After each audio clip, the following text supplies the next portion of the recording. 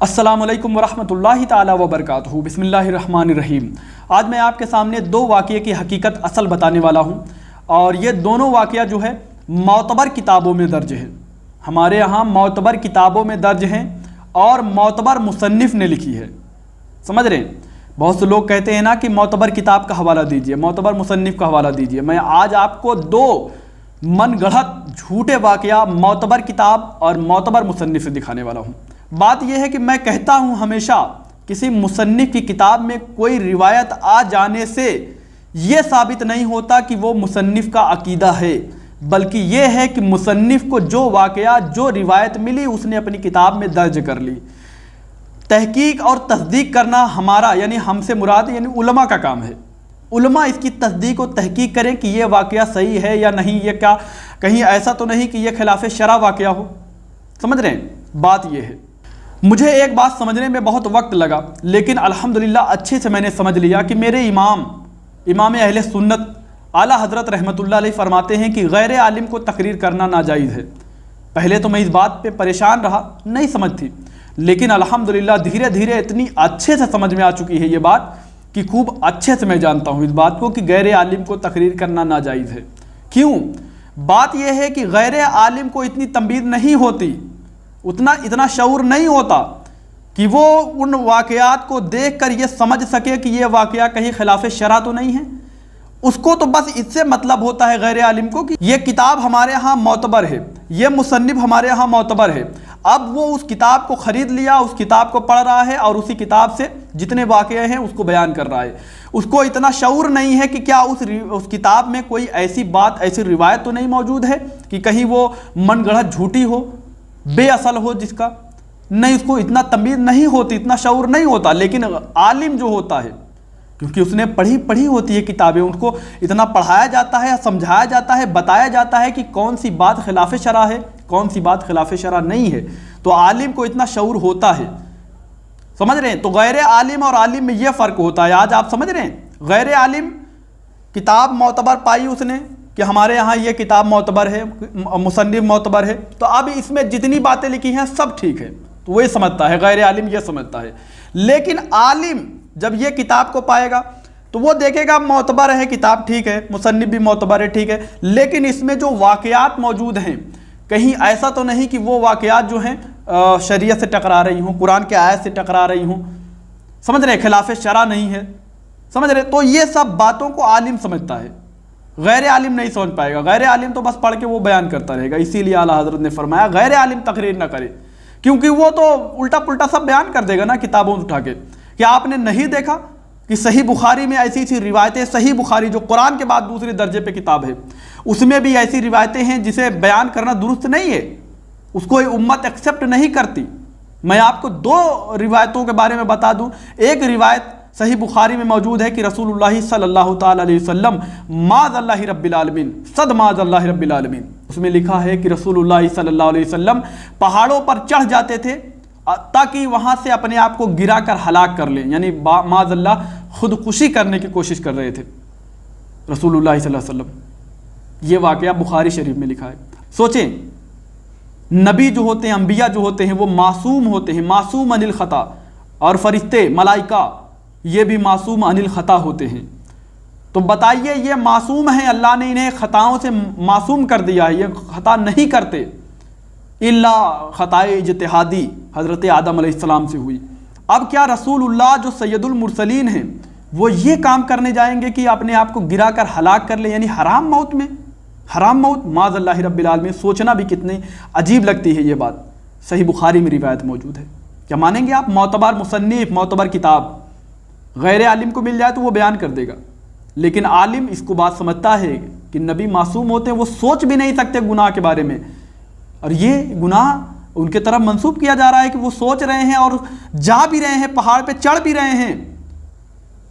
حضرت جبریل علیہ السلام آ گئے، ورنہ تو پھر استغفر اللہ ربی من کل ذنب واتوب الیہ۔ سوچیں کہ سوچنا بھی ہمیں کتنا عجیب لگتا ہے نا، اس بات کو سوچنا بھی ہمیں کتنا عجیب لگتا ہے۔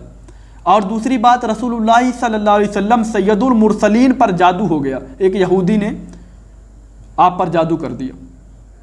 سوچیں کتنی عجیب بات، سید المرسلین، وجہ کائنات، ہمارے نبی پاک صلی اللہ علیہ وسلم کے بارے میں لکھا ہے کتاب میں صحیح بخاری میں کہ رسول اللہ صلی اللہ علیہ وسلم پر جادو ہو گیا، ایک یہودی نے جادو کر دیا، ہمارے نبی پہ جادو ہو گیا، سید المرسلین پہ جادو ہو گیا، اس کو امت ایکسیپٹ نہیں کرتی۔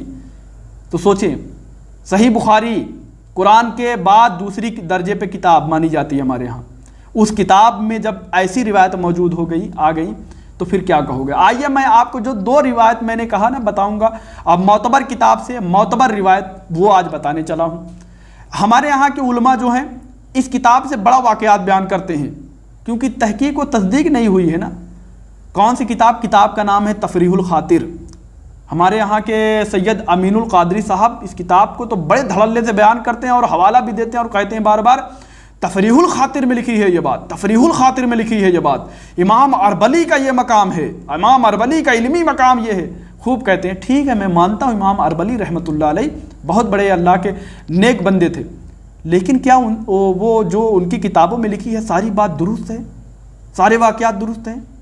آئیے میں آپ کو بتاتا ہوں۔ اعلیٰ حضرت رحمۃ اللہ علیہ فتاوی رضویہ میں، فتاوی رضویہ اعلیٰ حضرت رحمۃ اللہ علیہ کی فتاوی کی کتاب ہے، فتاوی رضویہ جلد 29 اور صفحہ نمبر جو ہے 630 پر ایک واقعے کے متعلق آپ سے پوچھا گیا ہے، اعلیٰ حضرت رحمۃ اللہ علیہ سے پوچھا گیا ہے، اور یہ واقعہ کہاں لکھا ہے؟ تفریح الخاطر میں لکھی ہے یہ بات۔ ابھی میں آپ کو بتاتا ہوں وہ بھی حوالہ، پہلے دیکھیں فتاوی رضویہ جلد 29 صفحہ نمبر 630 پر ایک واقعہ پوچھا گیا ہے، ایک واقعے کے متعلق آپ سے پوچھا گیا ہے۔ واقعہ یہ ہے، غوث پاک رحمۃ اللہ علیہ کا ایک مرید تھا، اس کا انتقال ہو گیا، اس کا بیٹا روتا ہوا غوث پاک رحمۃ اللہ علیہ کے پاس آیا، کہنے لگا کہ آپ میرے والد کو بچائیے، زندہ کریے۔ تو غوث پاک رحمۃ اللہ علیہ نے ملک الموت، جن کو اسرائیل علیہ السلام کہا جاتا ہے، ان کے پاس گئے، اور ملک الموت جا رہے تھے، اللہ کی طرف لوٹ رہے تھے، تو ان کو جا کے راستے میں پکڑا اور ان سے کہا کہ میرے مرید کا جو روح تم نے نکالی ہے اس کو چھوڑو۔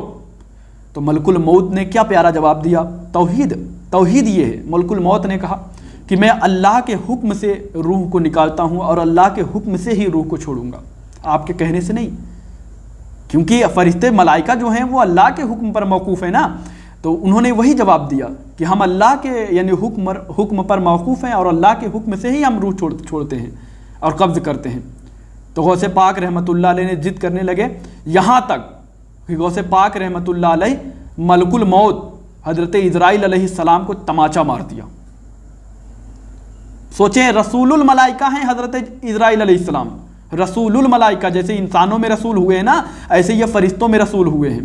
حضرت جبریل علیہ السلام، حضرت اسرائیل علیہ السلام، یہ لوگ رسول الملائکہ ہیں۔ تو حضرت اسرائیل علیہ السلام رسول الملائکہ، رسول کو ایک ولی تماچا کھینچ کے مار دیا، معاذ اللہ رب العالمین۔ اور کیا کیا؟ زنبیل ارواح، یعنی وہ جو جھولی تھی، روحوں کی جھولی تھی جس میں ساری روحیں آپ نے اس دن کی قبض کی تھی، ان کو چھین لیا۔ غوث پاک رحمۃ اللہ علیہ نے فرشتے ملک الموت سے، اسرائیل علیہ السلام سے اس جھولی کو چھین لیا اور ساری روحوں کو آزاد کر دیا، ساری روحوں کو آزاد کر دیا۔ وہ ساری روحیں اپنی اپنی بدنوں میں پھر سے واپس چلی گئیں، اپنے جسم سے جو جہاں کی روح نکلی تھی جس جسم سے، ان جسموں میں واپس چلی گئیں۔ تو اسرائیل علیہ السلام اللہ سے کہنے لگے، اللہ دیکھ رہا ہے تیرے بندے نے کیا کیا ہے؟ تو اللہ نے کہا کہ جب میرا عبد القادر تمہیں کہہ رہا تھا کہ تم اس کے مرید کا ایک روح چھوڑ دو تو تم نے کیوں نہیں چھوڑا؟ یعنی اللہ معاذ اللہ رب العالمین، اللہ خود فرشتوں کو یعنی یہ بات تنبیہ کر رہا ہے کہ وہ کہہ رہا تھا کیوں نہیں چھوڑا۔ سوچیں، یہ واقعہ کہاں لکھا ہے؟ اعلیٰ حضرت کی فتاوی رضویہ جلد 29 صفحہ نمبر 630 پر آپ اسکین دیکھ رہے ہوں گے۔ یہ واقعہ کہاں لکھا ہے پتہ ہے آپ کو؟ تفریح الخاطر میں لکھی ہے۔ بس اتنا ورڈ چینج ہے، صرف اتنا اس واقعے میں جو یہاں پہ سوال کیا گیا تھا اور اس کتاب میں جو لکھی ہے، بس اتنا لکھا ہے کہ انہوں نے تماچا نہیں مارا تھا، باقی سب کچھ وہی ہے کہ وہاں پہ بحث کیا ان سے، اور پھر ان کی جو جنبیل ارواح تھی اس کو چھین لیا اور ساری روحوں کو آزاد کر دیا، اور ساری روحیں اپنے بدنوں میں پھر سے واپس چلی گئیں۔ اور اسرائیل علیہ السلام کہنے لگے، اللہ دیکھ رہا ہے کیا تیرے بندے نے کیا ہے؟ تو اللہ نے کہا کیوں نہیں، وہ جب ایک روح چھوڑنے کو کہہ رہا تھا تو کیوں نہیں چھوڑا؟ یہ اتنا کہاں لکھا ہے؟ تفریح الخاطر میں لکھی ہے یہ بات۔ تفریح الخاطر صفحہ نمبر 69 پر، سمجھ رہے ہیں؟ صفحہ نمبر 69 پر اور واقعہ نمبر جو ہے, مجلس نمبر جو ہے وہ 7 ہے, 7. یہ یہاں پہ یہ وہی واقعہ یہاں پر درج ہے, موجود ہے تفریح الخاطر میں. اب اعلیٰ حضرت نے کیا جواب دیا ہے, وہاں پہ جو سوال پوچھا گیا تھا جواب کیا دیا ہے, آئیے میں آپ کو جواب بتاتا ہوں. اب اعلیٰ حضرت رحمۃ اللہ علیہ نے اس واقعے کے متعلق کیا جواب دیا ہے, یہی واقعہ اس واقعے کے متعلق کیا جواب دیا ہے, آئیے دیکھتے ہیں. اعلیٰ حضرت کی کتاب میں جواب میں دیکھتے ہیں, فتاوی رضویہ جلد 29 صفحہ نمبر جو ہے وہ 630 پر. دیکھیں فتاوی رضویہ جلد 29 صفحہ نمبر 630 پر جواب موجود ہے, اور میں نے انڈر لائن کیا ہے. 2 سوال آپ سے پوچھے گئے تھے, ایک سوال کا جواب آپ نے اوپر دیا ہے, دوسرے سوال کا جواب جو تفریح الخاطر میں واقعہ لکھی تھی اس کا دوسرا سوال تھا, اور دوسرا جواب یہاں پر انڈر لائن ہوا ہے. آپ دیکھیں اس میں جواب کیا دیا ہے. اعلیٰ حضرت رحمۃ اللہ علیہ فرماتے ہیں, اور دوسری روایت ابلیس کی گڑھی ہوئی ہے. کیا کہا؟ دوسری روایت ابلیس کی گڑھی ہوئی ہے, ابلیس نے گڑھا ہے اس کو, شیطان کی گڑھی ہوئی ہے. تفریح الخاطر میں لکھی ہے, امام اربلی رحمۃ اللہ علیہ لکھ رہے ہیں. کیا کہو گے؟ پھر آگے فرماتے ہیں, اور دوسری روایت ابلیس کی گڑھی ہوئی ہے, اور اس کو پڑھنا اور سننا دونوں حرام ہے. اللہ اکبر, پڑھنا اور سننا دونوں حرام ہے. تفریح الخاطر میں یہ واقعہ پڑھنا بھی حرام ہے, تفریح الخاطر میں موجود ہے. پڑھنا بھی حرام, سننا بھی حرام. یہ اس طریقے کے اعلیٰ حضرت بتا رہے ہیں, یہ اس طریقے سے بگڑی ہوئی روایت ہے. کیوں؟ اس میں آپ بتاتے ہیں, یہاں پر لمبی جوابات ہیں, میں خلاصہ بتا رہا ہوں کہ اعلیٰ حضرت فرماتے ہیں یہ بات خلاصے میں, کیونکہ حضرت غوث پاک جو ہیں یہ ولی ہیں, ولی اللہ ہیں, اللہ کے ولی ہیں, لیکن حضرت اسرائیل علیہ السلام رسول الملائکہ ہیں, رسول ہیں, ملائکہ میں رسول ہیں, اور ملائکہ رسول کی توہین کفر ہے. دیکھیں عالم اور غیر عالم میں فرق سمجھ کیسے رہا ہے. ایک عالم سمجھ رہا ہے کہ یہ واقعہ خلاف شرع ہے, کیونکہ ایک رسول کی توہین ہو رہی ہے, ایک رسول کی توہین ہو رہی ہے, ایک ولی کر رہا ہے. استغفر اللہ. اس لیے فرماتے ہیں یہ روایت موضوع من گھڑت ہے, ابلیس کی گڑھی ہوئی ہے, بالکل اصل نہیں ہے اس کی کوئی, یہ اصل بات صحیح بات نہیں ہے. ایک عالم یہ یہاں تک سمجھتا ہے کہ ایک رسول کی توہین اس میں ہو رہی ہے, ایک ولی توہین کر رہا ہے. اور یہ بھی فرماتے ہیں کہ جو لوگ اس کو بیان کرتے ہیں, بے وقوف جاہل لوگ یہ سوچ کر بیان کرتے ہیں اس کو لوگوں کے سامنے کہ غوث پاک رحمۃ اللہ علیہ کی تعریف کر رہا ہے, لیکن ان بے وقوف جاہلوں کو پتہ نہیں ہے کہ اس میں غوث پاک رحمۃ اللہ علیہ کی توہین ہو رہی ہے. اعلیٰ حضرت فرما رہے ہیں اپنی جواب میں خلاصہ بول رہا ہوں. کیا کہو گے؟ تفریح الخاطر میں یہ واقعہ موجود ہے. آئیے جلدی سے ایک واقعے کے متعلق اور میں آپ کو بتاتا ہوں. تفریح الخاطر میں ایک واقعہ اور موجود ہے, اور جو اب میں بتانے چل رہا ہوں آپ کو, یعنی دوسرا واقعہ یہ تفریح الخاطر میں موجود ہے, صفحہ نمبر 122 اور 123 پر یہ واقعہ موجود ہے. 122 پہ اور 123 پر یہ واقعہ موجود ہے, اور اس کا ٹائٹل دیا گیا ہے غوث اعظم کی محبت بخشش کا ذریعہ.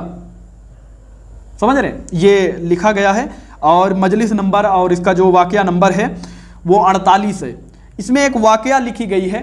واقعہ یہ ہے کہ غوث پاک رحمۃ اللہ علیہ کا ایک مرید تھا, وہ آپ سے بے حد محبت کرتا تھا, تو وہ فوت ہو گیا یا اس کا انتقال ہو گیا. جب اس کا انتقال ہو گیا تو قبر میں فرشتے آئے اور اس سے سوال کرتے ہیں من رب کا, اور اس میں لکھا ہوا ہے کہ وما رب کا, اور تیرا رب کون, وما نبیوں کا, اور تیرا نبی کون ہے. اور تیسرا سوال کرتے ہیں کہ وما دینوں کا, اور تیرا دین کیا ہے. یعنی وما رب کا, وما نبیوں کا, وما دینوں کا, تیرا رب کون ہے, تیرا نبی کون ہے, اور تیرا دین کیا ہے. تو وہ تینوں جواب میں یہ کہتا تھا, غوث پاک رحمۃ اللہ علیہ کے جو مرید تھا وہ تینوں جواب میں یہی کہتا تھا کہ منکر نکیر کو کہ میں اپنے مرشد طریقت حضرت سیدنا غوث اعظم رضی اللہ تعالی عنہ کے علاوہ کسی کو نہیں جانتا. سمجھ رہے ہیں کیا جواب دے رہا تھا؟ کہ میں غوث پاک رحمۃ اللہ علیہ کے علاوہ کسی کو نہیں جانتا. یہ جواب دے رہا تھا ان کا جو مرید تھا. قبر میں فرشتے پوچھ رہے تھے, سوال کر رہے تھے, تو یہ جواب دے رہا تھا. اور لکھا ہے فرشتے حیران ہو گئے کہ یہ کیا جواب دے رہا ہے یہ بندہ. تو غوث پاک رحمۃ اللہ علیہ کا مرید جو ہے یہ جواب دے رہا تھا، یعنی صحیح جواب وہ جو جواب ہمارے ہاں ہے کہ من رب کا، تیرا رب کون؟ تو جواب دینے والا دیتا ہے کہ ربی اللہ، میرا رب اللہ. فرماتے ہیں ما دینوں کا، تیرا دین کیا؟ تو کہتا ہے کہ دین الاسلام.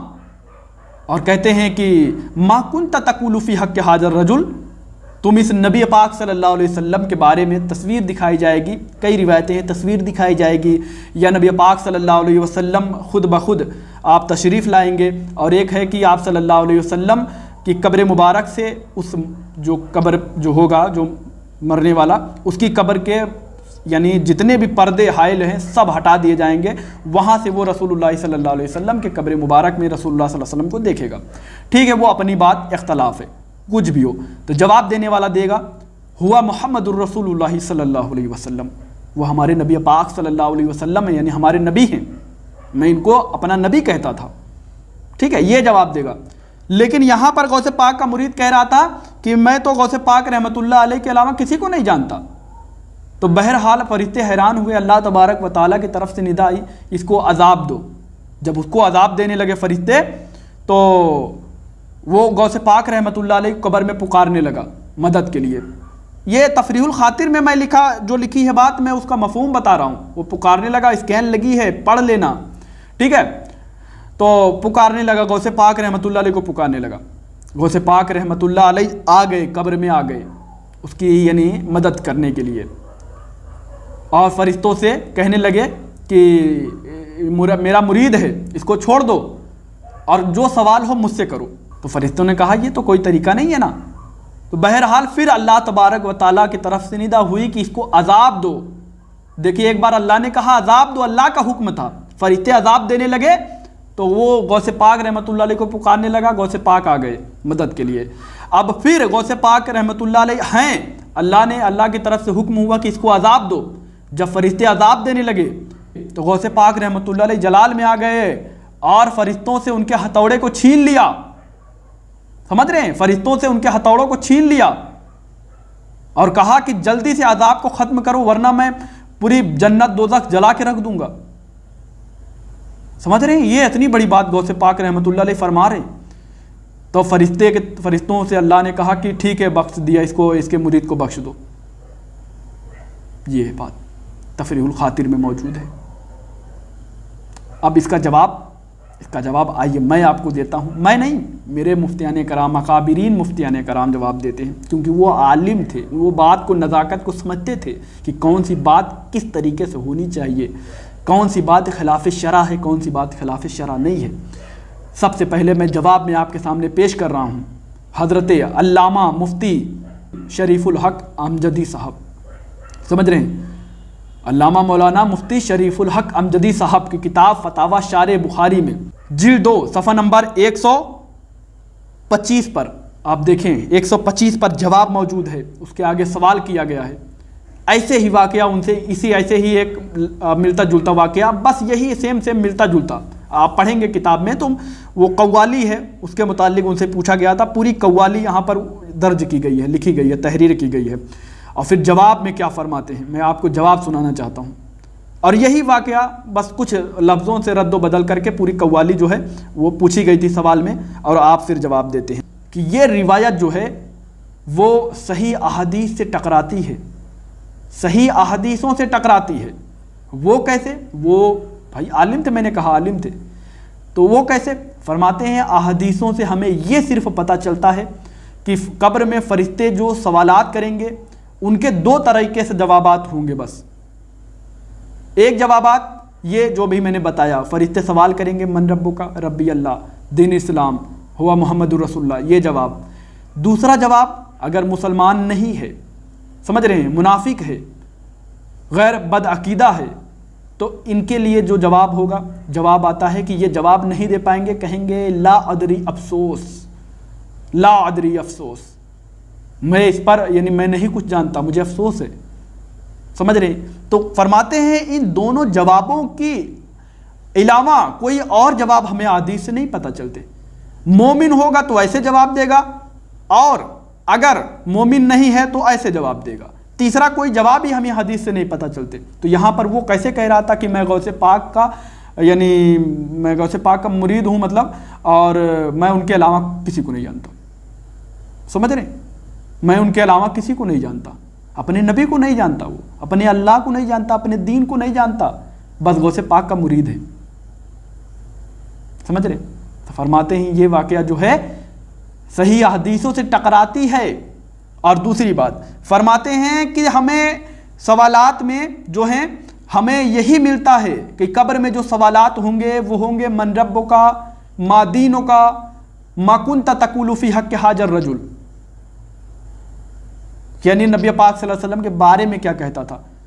نبی ہونا اور امتی کے لیے سوال ہی نہیں ہوگا. تو یہاں پہ تو لکھا ہے کہ وہ پوچھا جائے گا وما نبیک کا، تیرا نبی کون ہے؟ تیرا نبی کون ہے سے کیا مراد؟ ان کے بارے میں پوچھا جائے گا کہ ان کے بارے میں کیا کہتا تھا. یہ نہیں کہا جائے گا تیرا نبی کون ہے، تو امتی کس کا ہے. یہ سب سوال نہیں ہوں گے فرماتے ہیں. تو یہ یہاں پر یہ سوال ہے. اور اس کے بعد غور کریے، اب غور طلب بات یہ ہے، اللہ تبارک و تعالیٰ کا حکم تھا. غوث پاک رحمۃ اللہ علیہ نے فرشتوں سے ہتھوڑے چھین لیے اور کہا عذاب بند کرو ورنہ میں جلا کے خاک کر دوں گا جنت دو تقریب. آئیے میں آپ کو پڑھ کے بتاتا ہوں کتاب میں جو لکھی ہے. فرماتے ہیں کیا، فرشتے اس کو عذاب دینے لگے تو سیدنا غوث اعظم رضی اللہ تعالیٰ عنہ نے فرشتوں کے ہاتھوں سے ہتھوڑے لے لیے اور ان فرشتوں سے فرمایا کہ اس شخص کے قریب نہ آنا، کیونکہ اس وقت میرے اندر عشق الہی کی آگ بھڑک رہی ہے جو عقل و قیاس سے باہر ہے، اور مناسب یہی ہے کہ اس شخص سے علیحدہ ہو جاؤ ورنہ اس آگ سے جنت اور دوزخ کو جلا دوں گا. یہ جواب غوث پاک دے رہے ہیں. اور حکم کس کا ہوا تھا عذاب دینے کے لیے؟ اللہ کی طرف سے. یہ بتائیے اللہ تبارک و تعالیٰ کی توہین نہیں ہے؟ خلاف شرع نہیں ہے؟ اللہ کا حکم ہو اور بندہ اس طریقے سے دعویٰ کرے. اب لوگ تعویل کریں گے محبوب، ارے محبوب ہیں تو محبوب کی محبوب پہچانتا ہے، محبوب کی محبوب تعظیم کرتا ہے. سمجھ رہے ہیں؟ اور اس کے بعد ایک خلاف شرع اور بات ہے. خلاف شرع یہ بات ہے غوث پاک کا مرید ہو اور اس کو یہ نہ پتا ہو کہ دین کیا ہے، اللہ کون ہے، نبی پاک صلی اللہ علیہ وسلم کون ہیں، کیسے ہیں، نہیں پتا ہے. غوث پاک کا مرید ہو کہ نہیں پتا ہے اس کو. یہ کون سی بات ہوئی؟ تو نگاہیں مرد مومن سے بدل جاتی ہیں تقدیریں. یہ غوث پاک ہیں، ان کی نگاہ سے تو لوگ اپنے رب کو تو پہچاننے لگتے ہیں، اپنے نبی کو پہچاننے لگتے ہیں، اپنے دین کو پہچاننے لگتے ہیں. یہ کیسا مرید تھا جسے اللہ اور اللہ کے رسول اور دین کے بارے میں نہیں پتا تھا؟ سوچیں. اب کچھ لوگ تعویل نہ کریں. اب یہی بات صرف تھوڑا سے ڈیفرنٹ میں، یہاں تو غوث پاک کی یہ بھی آ رہا ہے کہ وہ قبر میں آ رہے ہیں، فرشتوں کو ہتھوڑا چھین رہے ہیں اور ان کو یعنی ایک طرح سے ڈانٹ بھی رہے ہیں کہ بند کرو یہ آگ، نہیں تو میں جلا کر خاک کر دوں گا جنت اور دوزخ کو جلا دوں گا پورا. اور وہاں پہ ایک دھوبی والا واقعہ بیان کیا گیا ہے، ایک واقعہ، اور اس کو دھوبی والے واقعے کو ہمارے یہاں کے علامہ جلال الدین امجدی صاحب فقیہ ملت نے اس کو بے اصل بتایا ہے اور بیان کرنے سے منع فرمایا ہے. اس سے توبہ کرنا اور رجوع کرنا بتایا ہے کہ اسے بیان کرنا نہیں چاہیے. یہ بے اصل اور بے بنیاد باتیں ہیں. سمجھ رہے ہیں کہ غوث پاک کا مرید ہو، دھوبی ہو اور اس کو دین کے بارے میں نہ پتا ہو، ایمان کے بارے میں نہ پتا ہو، دین کے بارے اللہ کے رسول کے بارے میں نہ پتا ہو. بے اصل بے بنیاد باتیں ہیں. سمجھ رہے ہیں؟ تو اس کو فقیہ ملت نے منع فرمایا ہے بیان کرنے سے، اور اس سے کہا ہے کہ جو اسے بیان کرے اس سے رجوع توبہ کرے. سمجھ رہے ہیں؟ تو ان سب باتوں پر خیال رکھنا چاہیے. عالم اور غیر عالم میں یہ فرق ہوتا ہے. عالم کو اتنی تمیز اور اتنی شعور ہوتا ہے، عالم کو اتنا شعور ہوتا ہے کہ وہ سمجھتا ہے کہ کون سا واقعہ جو ہے وہ خلاف شرع ہے، کون سا خلاف شرع نہیں ہے، کسے بیان کرنا صحیح ہے، کسے بیان کرنا درست نہیں ہے. وہ واقعات کی نزاکت کو دیکھتا ہے اللہ رسول کی توہین تو نہیں ہو رہی ہے، یہ دین سے ٹکرا نہیں ہے، کسی حدیث سے نہیں ٹکرا رہی ہے، کسی قرآن کی کسی آیت سے نہیں ٹکرا رہی ہے. ساری چیزوں کو دیکھتا ہے عالم. غیر عالم کیا؟ غیر عالم کو کتاب ملا وہ پڑھ کے بیان کر رہا ہے. سمجھ رہے ہیں؟ تو عالم اور غیر عالم میں یہ فرق ہے. اور میں نے آپ کو بتایا سید امین القادری یہ تفریح الخاطر کا خوب واقعہ بیان کرتے ہیں. خوب دھڑلے سے۔ ابھی میں آپ تفریح الخاطر کے اور بھی واقعات آپ کو بتانے والا ہوں، اور اسی طریقے سے فتاوی دکھا کے آپ کو بتاؤں گا کہ ہمارے علماء ہیں، ہمارے اکابرین ہیں، انہوں نے ان پر فتوے لگائے ہیں، بتائے یہ بیان کرنا درست نہیں ہے، وہ حدیث سے ٹکرا رہی ہے، قرآن سے ٹکرا رہی ہے، اجماع سے ٹکرا رہی ہیں، سمجھ رہے ہیں؟ تو انشاءاللہ میں اور بھی آپ کو واقعات تفریح الخاطر سے بتاؤں گا انشاءاللہ۔ اسی طریقے سے اور بھی کتابیں ہیں، میں وہاں سے بھی آپ کو دکھاؤں گا اور دکھاؤں گا کہ ان پر ہمارے اکابرین نے کیا بیان کیا ہے، کیا بولا ہے، ٹھیک ہے؟ مجھ سے بولنے میں کسی قسم کی غلطی ہوئی ہو تو اللہ تبارک و تعالیٰ کی بارگاہ میں سچے دل سے توبہ کرنا چاہتا ہوں، اللہ تبارک و تعالیٰ مجھے معاف کرے۔ استغفر اللہ ربی من کل ذنب و اتوب الیہ۔ السلام علیکم ورحمۃ اللہ تعالیٰ وبرکاتہ۔